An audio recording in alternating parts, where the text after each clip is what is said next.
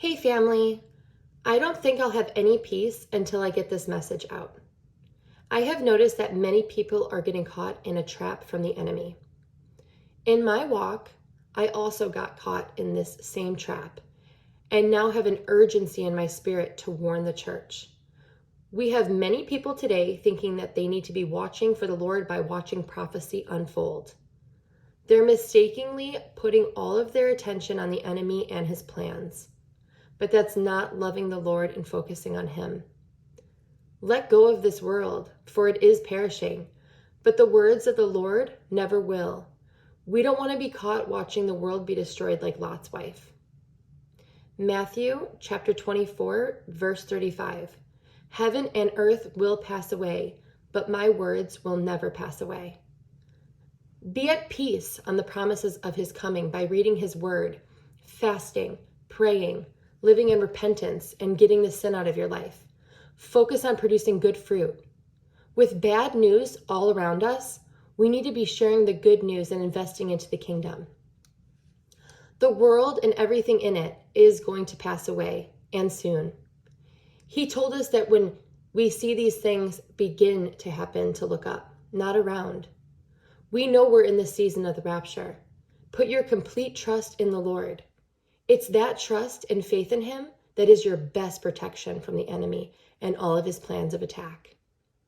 If all the saints are busy watching for the next move of the enemy, then they aren't focusing on working for the kingdom. This is the goal of the enemy. Jesus is our defense. Let's get back to being the offense for the kingdom. The signs of his coming can be encouraging, but he wants to find us doing his work and looking to him. We were not called to understand the enemy because we never will. He will always be millions of steps ahead of us. For whoever attempts to save their own life will lose it. Have faith and trust that the Lord will protect and provide for us and that we don't have to save ourselves. Remember how crafty the enemy is. You'll never find the truth focusing on a liar. I've noticed him leading us down many dead ends. Jesus told us to look up and watch for him, not to look back and focus on the world perishing. Imagine this world is the Titanic and is sinking. It seems to me like everyone is going down to see the damage to the ship and watching the water pouring in.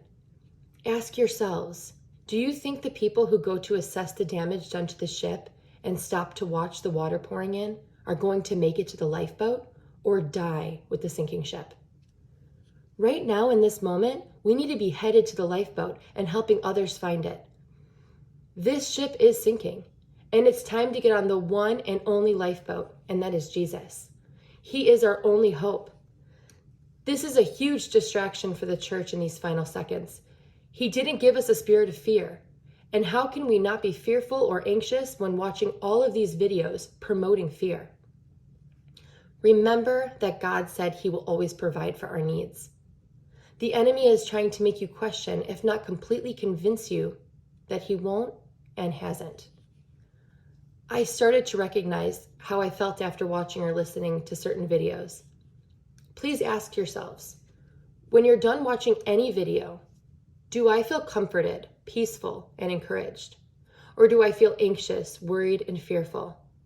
A sister shared that with me recently, and I want us all to have these tools to determine if the message we just heard is from the Lord or if it's from the enemy. There really is only two options. It's either for the Lord or it's not. If you watched my previous videos, we should be encouraged and motivated to work even harder to getting people to Jesus and Jesus to people. Time is so short. Please look up and get right with Jesus. Keep your eyes on the prize with oil in your lamps. Jeremiah 29:11.